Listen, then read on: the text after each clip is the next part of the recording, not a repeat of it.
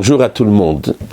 Dans le cours précédent et l'avant-précédent, nous avons parlé de l'organisation. Et donc, dans le cours précédent, on a parlé de être organisé, et je vous ai parlé de ce qu'on appelle l'art du rangement. Ranger dans des caissons. Aujourd'hui, je voudrais parler avec vous du rangement, mais d'une autre catégorie de rangement. Non plus simplement de mettre des choses dans des cases, non pas simplement de mettre des choses dans des cases dans le temps, ou mettre des choses dans des cases dans l'esprit, mais de vous parler de ce qu'on appelle l'ordre des valeurs. Une des choses qu'on doit savoir, que lorsqu'on parle de l'organisation, c'est pas simplement mettre ça à droite et ça à gauche. J'ai un livre de Gemara avec les livres de Gemara, un livre d'Halakha avec les livres d'Halakha, les chemises avec les chemises et les pantalons avec les pantalons. Il y a aussi ce qu'on appelle un ordre, un seder, qu'est-ce qui prime, qu'est-ce qui vient avant et qu'est-ce qui vient après. Essayez de vous imaginer un homme qui a une multitude de choses à faire. Maintenant, cet homme-là est responsable d'un groupe de personnes. Des personnes travaillent pour lui.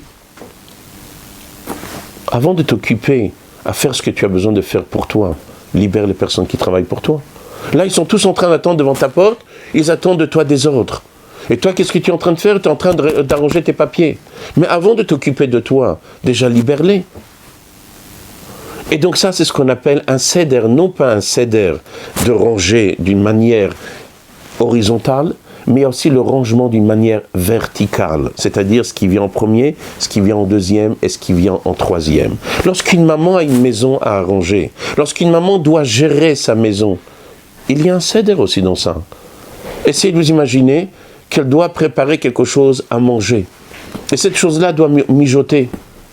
Donc elle dit, voilà, je la mets sur le feu, je mets la chose à se mettre sur le feu, et comme ça je peux aller ranger la maison. Mais puisqu'il faut mijoter, pourquoi tu le mets au dernier moment? C'est une chose qui va te mettre, tu le mets sur le feu, et il va continuer à cuire et se cuisiner tout seul. Pourquoi tu le fais au dernier moment? C'est ça la première chose qu'il faut faire. On a une maison à arranger. On va s'arrêter sur des détails de la maison. Mais il y a une première chose qu'il faut arranger lorsqu'une personne rentre dans une maison.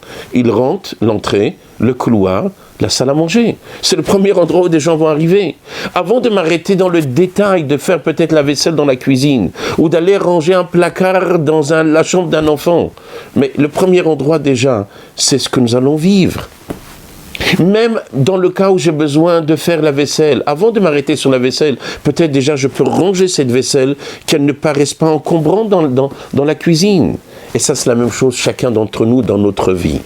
Une des choses qu'on doit, lorsqu'on enseigne à un enfant, c'est pas simplement la notion de ranger dans des caissons, mais c'est aussi d'apprendre à l'enfant de créer, d'habituer son cerveau, c'est qu'il y a un ordre chronologique. Il y a des choses qui viennent en premier lieu, il y a des choses qui viennent en deuxième lieu, il y a des choses en troisième lieu, etc. Donc notre travail à nous, dans notre éducation, comme je vous ai dit, nous sommes des bâtisseurs. Nous sommes là pour bâtir un enfant, pour lui donner toutes les chances d'être un véritable chassid, Yereshamaim Alam, d'être un véritable père, d'être un véritable frère, d'être un véritable mari, ou tout simplement d'être véritablement lui-même. Notre travail à nous, aujourd'hui, est de donner tous les moyens aux enfants de pouvoir réussir. Alors essayez de vous imaginer lorsque nous-mêmes, on n'est pas organisé dans notre esprit, on va dans tous les sens. Vous imaginez ce que nous transmettons à notre enfant? Alors c'est pour cela qu'on doit tous comprendre, nous avons une responsabilité. Nous sommes des parents, nous sommes des enseignants, nous sommes des frères, nous sommes des sœurs. Nous sommes de la famille, nous sommes l'Am Israël, Kol Israël Arvim Zelazé, on est tous responsables l'un de l'autre. On doit apprendre à nos enfants, on doit apprendre à nos élèves, on doit s'inculquer à nous-mêmes d'être Messoudar. Et comme je vous ai dit, l'Admour Azaken enseignait à ces chassidim d'être Messoudarim, d'être organisés. Et nous, en tant que chassidim, on a un devoir de l'être. Et de toute façon, on le voit. Toute personne qui est Messoudar, toute personne qui est organisée, il va être étonné, époustouflé de la tzlacha qu'il a. La réussite et le seder vont de pair. Et c'est pour cela que c'est très important que chacun d'entre nous comprenne. Un enfant, un des mots qu'on doit avoir directement, c'est d'apprendre un seder. Imaginez-vous quelqu'un qui prie et pas Messoudar. Est-ce que peut-être cette fille-là sera acceptée? Peut-être qu'elle ne sera même pas acceptée. Il a un téléphone, il fait les bons numéros de son code, mais dans le désordre, son téléphone ne va pas marcher. Il va faire un numéro de téléphone, il va appeler quelqu'un, il va faire tous les bons numéros, mais je les ai tous les numéros, papa et maman. Regarde, j'ai raté aucun numéro, oui. Mais ils ne sont pas dans l'ordre, mon fils. Il y a quelque chose qu'on doit faire en premier.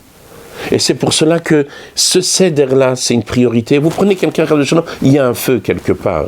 Il y a une source maintenant dans le feu, il y a plusieurs sortes de feu. Mais imaginez-vous une source de feu qui émane, qui est reliée avec le courant. Je prends mon extincteur, je l'éteins. Alors à l'instant T, le feu va s'arrêter. Parce que l'extincteur va enlever l'oxygène, il va éteindre le feu. Mais je n'ai pas débranché le courant. Donc nous dit, la personne qui nous enseigne et qui vous apprend pour éteindre un feu, il dit c'est bien, tu as utilisé l'extincteur, mais tu as oublié d'enlever le point de démarrage, le point le plus important, arrête déjà la source d'énergie. Donc la première chose, appuie sur le bouton d'arrêt, débranche la prise, enlève le courant. Ça c'est la première chose. Deuxième chose, maintenant il faut éteindre ce feu, on l'éteint. Mais j'éteins un feu, mon extincteur se vide, mais le courant est toujours en place. Il va redémarrer, tout va reprendre. Pourquoi ? Parce que, c'est vrai, j'ai utilisé l'extincteur, mais je n'ai pas fait dans le bon ordre. Il me manquait un seder.